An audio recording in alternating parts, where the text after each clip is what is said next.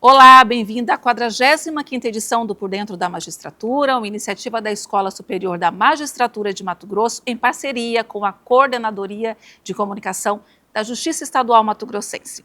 Hoje vamos conversar com a desembargadora Gabriela Quinal Albuquerque, recém-empossada no Tribunal de Justiça de Mato Grosso, 13ª mulher a ocupar uma cadeira no 2º grau de jurisdição. Ela foi eleita por merecimento em vaga destinada à lista exclusiva de gênero. E a desembargadora Gabriela Quinal Albuquerque já está aqui conosco. Seja muito bem-vinda, desembargadora. É um grande prazer, uma alegria enorme falar contigo hoje. E para que as pessoas possam conhecer melhor, eu gostaria que a senhora falasse um pouco de quem é a Gabriela. A Gabriela é uma pessoa que tem como característica determinante, acho, a resiliência. E desde quando eu era embrião, a minha mãe estava fazendo os exames para fazer ligadura de trompas, e quando fez os exames antes da cirurgia, já para marcar a cirurgia, ela descobriu que estava grávida. E aí eu nasci. E no meu nascimento também tiveram outros episódios. Ela entrou em trabalho de parto, foi para a maternidade, isso na década de 70, e não havia sala de parto disponível. Ela ficou numa maca, no corredor da maternidade, aguardando. E eu queria nascer. E nasci no corredor do hospital, com auxílio de uma freira, e durante o parto se apoiou na barriga da minha mãe para ajudar, parto normal, e ela fraturou a costela da minha mãe. E ainda assim eu nasci em parto normal. Então eu acredito que a resiliência é uma marca que eu aprendi desde muito, muito pequena, desde quando eu ainda era um embrião, quando eu nasci, e assim segue toda a minha vida. Foi durante, então, toda a trajetória, né?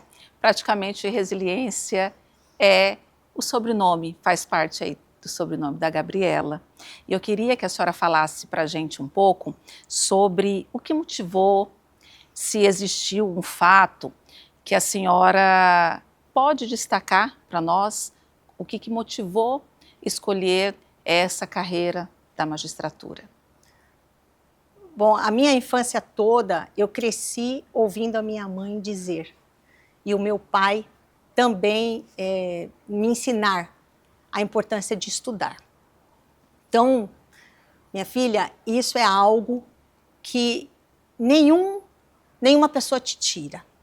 Conhecimento é algo que você conquista e você vai cristalizando no tempo em aprendizado. E a minha mãe complementava essa informação dizendo, trabalhe, seja uma mulher que trabalhe, que tenha independência financeira, que tenha independência para você sustentar as suas decisões. Porque quando ela era moça, estudava no internato de freiras e ela teve que parar de estudar, porque ela chegou do internato nas férias e falou para o meu avô, estou pensando em ser freira. E o meu avô falou, você já aprendeu a ler, a escrever seu nome, não precisa mais estudar. E aí o rumo dela seguiu sem dar continuidade na escola.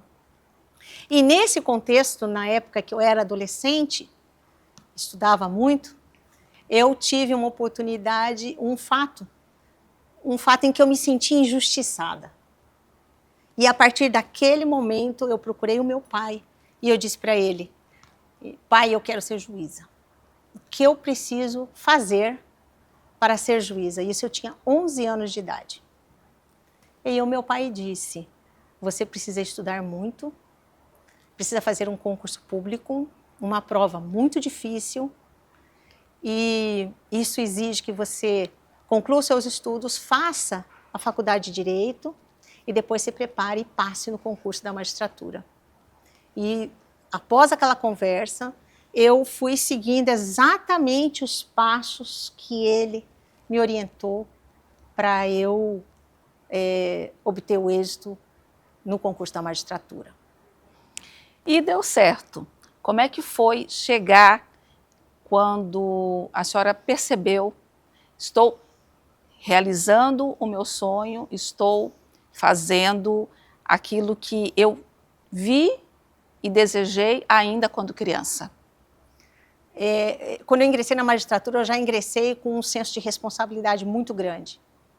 Então, ele já tinha ultrapassado o patamar de conquista de um sonho. Ele já era algo em que eu sabia que eu era responsável para intervir, decidir e na vida das pessoas com as decisões judiciais. Então, eu ainda era jovem, eu tinha 26 anos, quando ingressei na magistratura, quando eu tomei posse, mas eu já tinha essa responsabilidade comigo muito forte.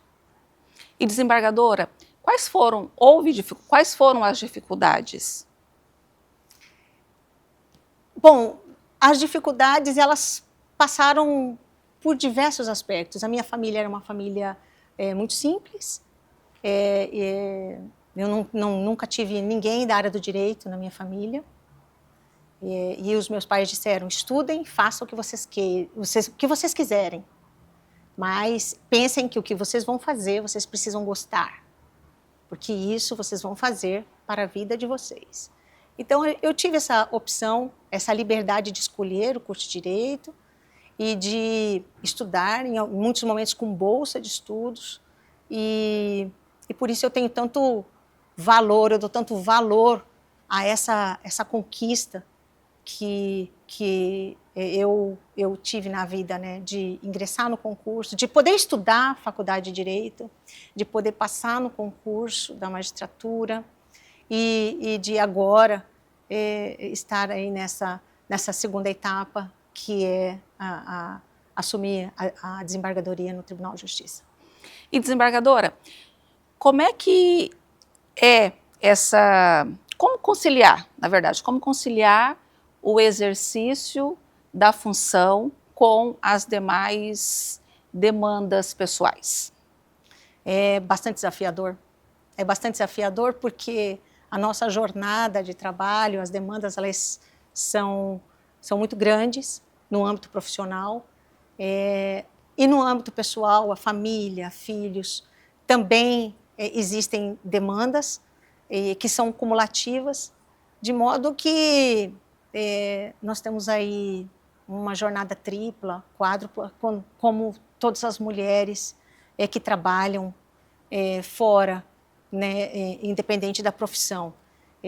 A jornada do expediente de trabalho, a jornada em casa, quando chega em casa com os filhos, né, e com o esposo, a jornada da administração da casa e às vezes, até triste falar, mas a jornada do cuidado próprio também, né, de fazer uma atividade física, de cuidar da alimentação, né, de saber que a gente precisa se alimentar, né, porque às vezes eu esqueço disso, no âmbito das funções, das atividades.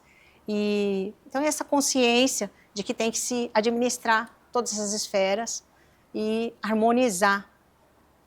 harmonizá-las, né, para que elas estejam todas alinhadas, bem conectadas e que possam se desenvolver bem. E, desembargadora,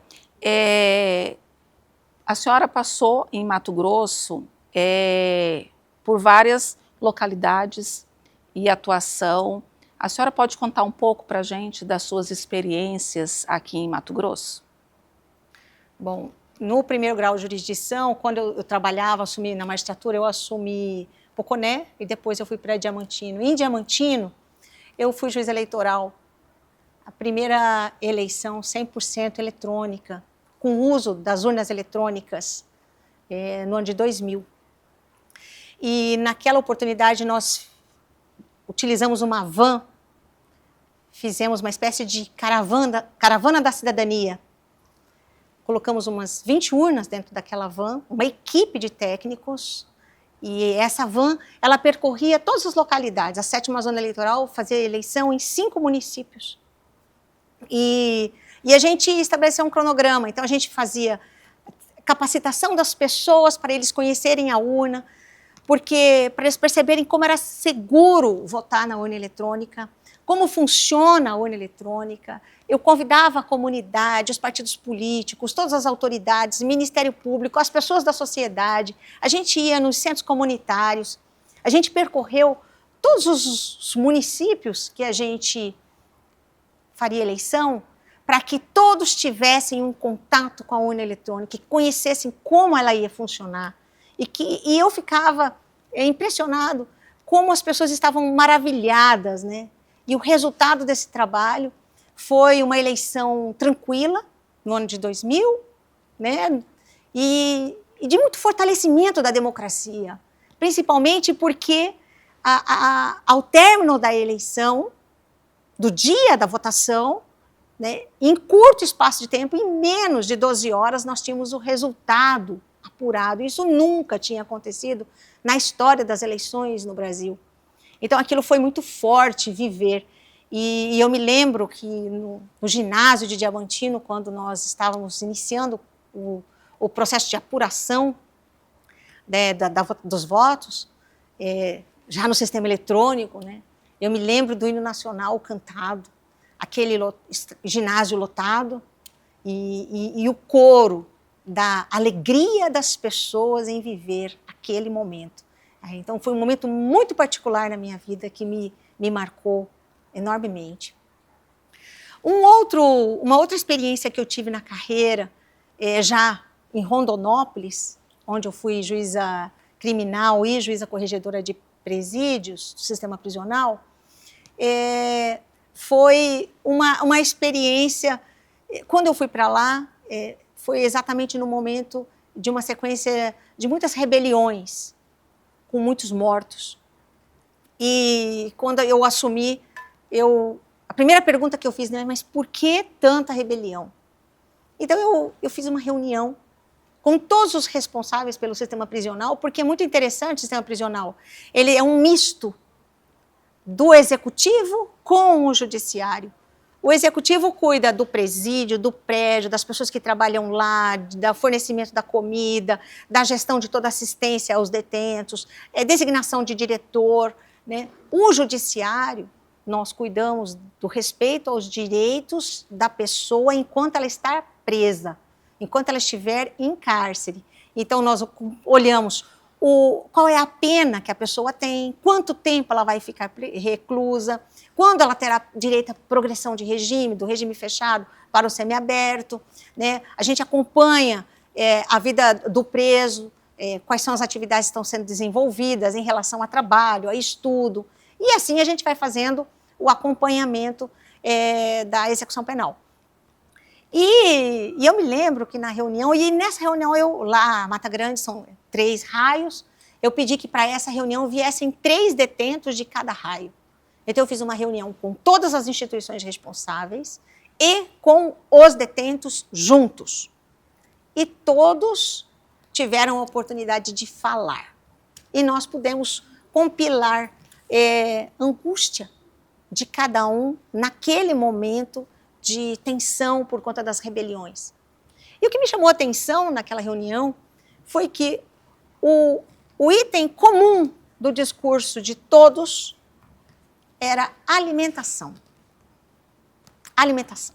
Os presos reclamavam da alimentação, que a comida era incomível, que era muito ruim, né? E todos os responsáveis falavam, a comida é boa, a comida é farta, muitas pessoas que trabalham não conseguem ter essa alimentação, se gasta muito, se investe muito nessa comida.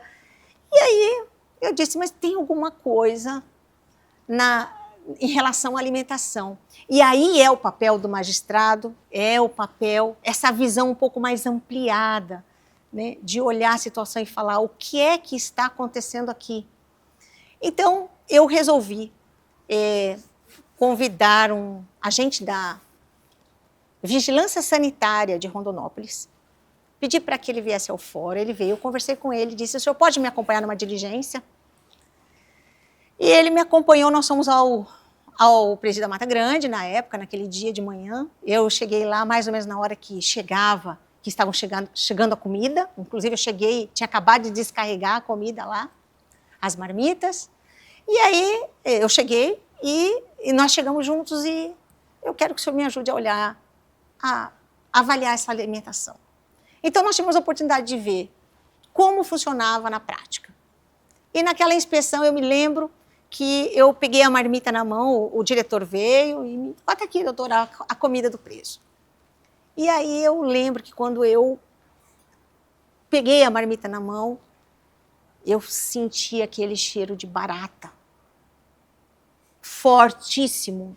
E eu fiquei quieta e pedi para os fiscais da vigilância sanitária, inspecionem as marmitas, dê uma olhada, pega alguma amostra para a gente fazer a análise da comida. E aí eu abri, e quando eu abri aquela marmita, eu vi em cada pedacinho de grão de arroz, de feijão, da carne que tinha ali dentro, eu vi que todas as pessoas, tudo que tinha sido dito na reunião, estava dentro daquela marmita. Todos estavam certos. O cheiro era ruim, a comida era farta, a variedade era grande. Tudo estava ali. E eu continuava perguntando, o que está acontecendo nessa comida? E eu pedi para esse agente me ajudar. Avalie a comida para mim.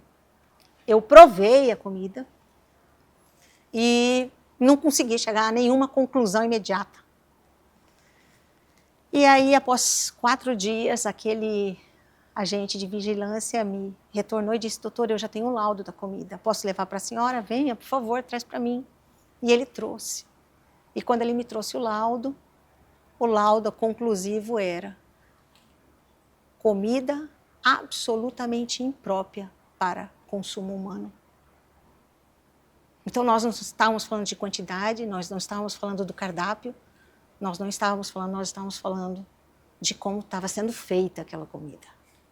E eu tinha conhecimento, porque eu assinava a planilha mensal do valor pago pela comida e das obrigações que se tinha de se produzir uma comida comível, pelo menos.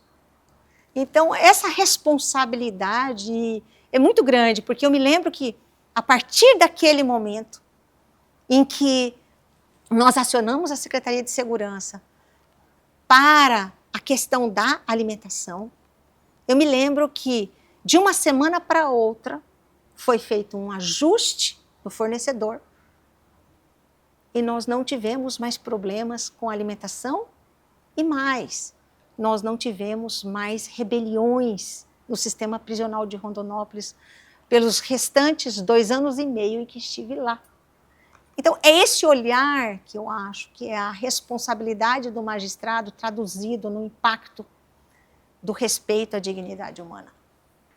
E o papel da senhora foi fundamental nesse fato que a senhora contou para nós.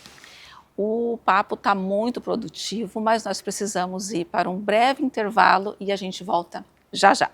Se sentir segura em qualquer lugar não é privilégio. É um direito da mulher. Violência com uso de força, toque sem consentimento, abordagens insistentes ou constrangedoras são crimes. Por isso, quando uma mulher diz que não quer, nada pode acontecer. Se você for vítima ou testemunha, denuncie. É rápido, seguro e pode salvar vidas. 190 ou 180. Lei não é não. Respeito não é opção, é obrigação.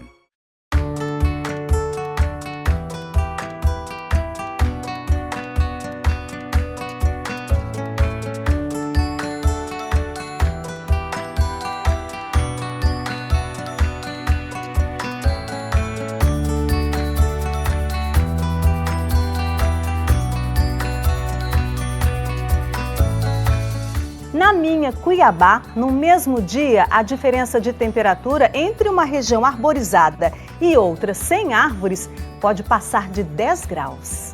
Mas um projeto quer mudar essa realidade. O nome já explica, Verde Novo, realizado pelo Judiciário do Estado e uma ONG ambiental.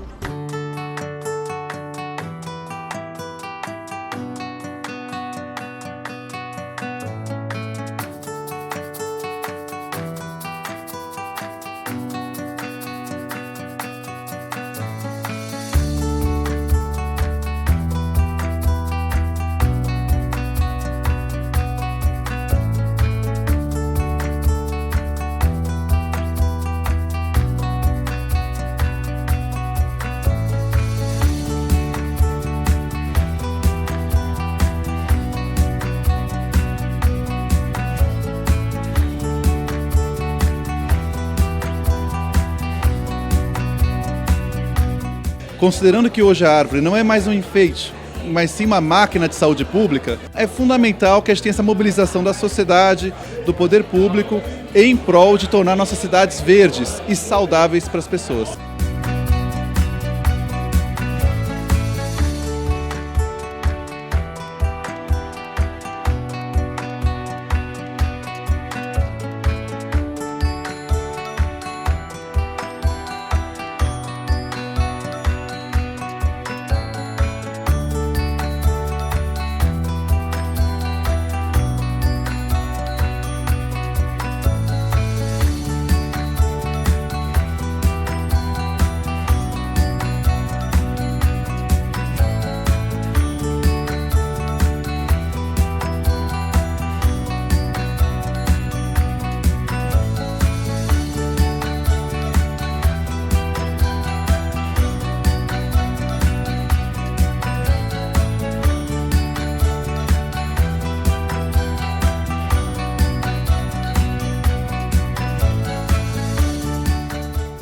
Estamos de volta com mais uma edição do programa Por Dentro da Magistratura. Hoje nós estamos recebendo a desembargadora Gabriela Quinal Albuquerque. Desembargadora, se eu estiver errada, a senhora me corrija, mas a senhora também atuou no Conselho Nacional de Justiça. Sim. Como foi essa passagem por lá? No Conselho Nacional de Justiça, eu tinha acabado de concluir um curso da SMAGES, em parceria com a Fundação Getúlio Vargas do Rio de Janeiro, sobre administração da justiça. E naquele curso, no MBA, eu me dediquei a estudar impactos da descontinuidade da administração nos tribunais em razão da alternância das administrações a cada 2 anos. E como isso tinha um impacto muito grande num contexto local, e isso se multiplicava quando se pensava na esfera Brasil, né? Houve um concurso de boas práticas, numa parceria do Conselho Nacional de Justiça com a Escola Nacional da Magistratura, e na época a ministra Ellen Grace era presidente, e foi estabelecida uma banca. Eu apresentei esse projeto da necessidade de um planejamento com diretrizes de curto, médio e longo prazo, como uma experiência que o Tribunal de Justiça do Mato Grosso tinha feito na gestão do então presidente desembargador Paulo Inácio Dias Lessa, e nós enviamos essa boa prática. Ela foi selecionada para apresentação para a banca, dentro de todas as que foram apresentadas. Depois ela foi, numa segunda etapa, selecionada para compor o livro, um livro de boas práticas como sugestão ao Conselho Nacional de Justiça. Uma das primeiras iniciativas era a instituição de núcleos de gestão nos tribunais, para que se criasse uma interface pessoal entre todos os tribunais, né? Que os tribunais eram ilhas isoladas. E aí, logo em seguida, o presidente seguinte, o ministro Gilmar, viu a prática no livro, o artigo, e aí ele me chamou para se inteirar. E então nós começamos a conversar e ele me perguntou: você pode fazer um projeto de como implantar isso? E aí ele me deu 30 dias para eu fazer esse trabalho. Eu apresentei esse projeto de implantação, que seria um plano de ação, e a partir dali ele me chamou para conduzir esse projeto, que tinha como estrutura central, né, o grande desafio de promover uma integração entre todos os tribunais nacionais, tendo o Conselho Nacional de Justiça como ente responsável pela administração da justiça no Brasil. E aí nós tivemos a oportunidade de, no ano seguinte, a gente já ter o primeiro encontro nacional da magistratura com todos os tribunais, inclusive os tribunais superiores e o próprio STF, para conversar sobre esse planejamento, para aprovar diretrizes nacionais para o Poder Judiciário, e ali se estabeleceram metas de nivelamento, porque as discrepâncias entre os tribunais eram muito grandes. Então, assim, tinha que se ter um início de implementação de um sistema de governança para o sistema de justiça no Brasil. E ali, essa sementinha, a gente conseguiu plantar. Fiquei muito feliz agora em dezembro do ano passado, 2025, de ouvir lá no 19º Encontro Nacional do Judiciário, o Corregedor-Geral Nacional de Justiça, o ministro Campbell, Mauro Campbell, verbalizar que hoje nós não somos mais um arquipélago, hoje nós somos um continente chamado Judiciário Brasileiro. Então, percebe, são ações que a gente toma, sementes que são plantadas, mas que elas vão sendo alimentadas e elas germinam, né? Então, hoje nós temos uma política de governança dentro do Poder Judiciário, em que a gente pode, inclusive, conhecer melhor o sistema que a gente atua, para enfrentar os desafios que estão ali à nossa frente. Desembargadora, e como foi quando a senhora atuou como relatora especial da ONU? Na Relatoria Especial da ONU para a Independência de Juízes e Advogados, a gente recebia demandas de todos os países da ONU, por meio de denúncias. O relator especial ele faz visita oficial, ele acompanha processos de reforma, ele estuda temas específicos para apresentar ao Conselho de Direitos Humanos, ele participa de atividades da Assembleia Geral da ONU. Então, é uma gama de atividades em torno do tema que ele trabalha. No meu caso, alguns casos, algumas situações foram bastante emblemáticas, né? Por exemplo, um episódio que permeou todo o meu mandato foi o acompanhamento da prisão da juíza Afiuni na Venezuela, determinado pelo então presidente da Venezuela, em razão de uma decisão que ela proferiu em relação a um desafeto dele. Ela foi presa, ela foi tirada de dentro do gabinete dela, em torno de 10, 15 minutos após emitir a decisão dela, né? E ela foi presa, foi torturada, e eu terminei o meu mandato. Ela estava em prisão domiciliar, mas completamente restrita em relação aos contatos que pudesse ter. O caso dela produziu um efeito altamente intimidatório, e de quase que uma cooptação do judiciário dentro da Venezuela, porque produziu aquilo que a gente chamou de efeito Afiuni, o que nos Estados Unidos chama de chilling effect, que olha o que aconteceu com ela, se você fizer igual, pode acontecer com você. Então, é realmente um efeito que atenta contra o princípio da independência judicial. E esse foi um caso bastante emblemático, né? E ela ainda até hoje continua com restrição da sua liberdade. Outros casos que eu acompanhei, assim, eu me lembro agora de Maldivas, porque envolveu processos de reforma, e nessa reforma, os 2 dias após a primeira emenda, o Legislativo destituiu 2 ministros do Supremo Tribunal e manifesta ação de ataque mesmo à independência judicial do país. E então, a gente acompanhou bastante. Eu fiz uma missão oficial ao Maldivas, eu possuo relatórios específicos a respeito. Acompanhei também o processo de reforma na Argentina, pretendendo a reforma do Conselho de Justiça, que politizava o Conselho, e de que forma que nós intervimos. Tive um embate bastante severo com a então presidente Cristina Kirchner, na época.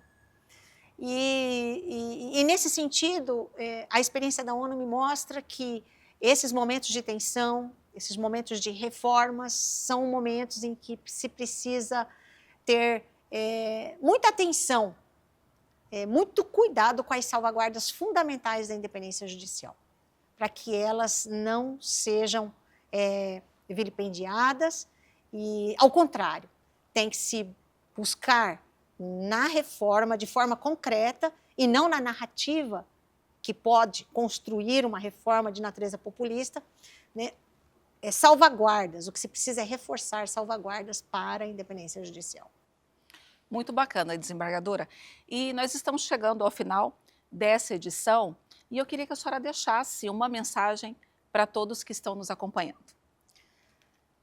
Bom, a minha mensagem é que a independência judicial é um princípio constitucional no Brasil e uma salvaguarda importante para a sociedade. Mas não apenas a independência judicial que julga o caso concreto, com base o juiz que julga, com base na Constituição e nas leis, mas na independência judicial dentro de uma perspectiva estrutural de funcionamento das instituições de justiça. E nesse contexto, a independência financeira e orçamentária do judiciário no Brasil é uma salvaguarda de extrema relevância para a sociedade. Inclusive, fora do Brasil, muitos países admiram essa salvaguarda, porque, inclusive na Europa, a maioria dos países europeus, quem administra o orçamento do Poder Judiciário não é o Poder Judiciário, é o Ministro da Justiça. E o Ministro da Justiça é representante do Executivo. Então, o que nós temos no Brasil é muito sagrado e nós precisamos ter atenção para preservar essa salvaguarda que nós temos na Constituição Federal.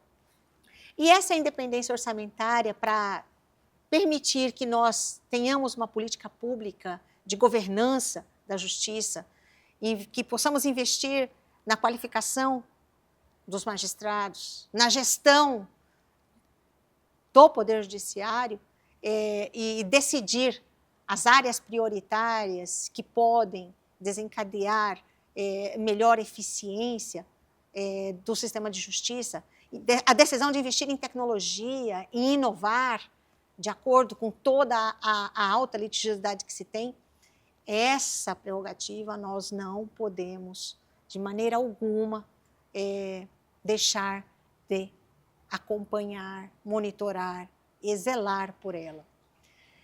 E além dessa, a par dessa independência financeira institucional do Poder Judiciário, nós também temos a independência financeira dos magistrados.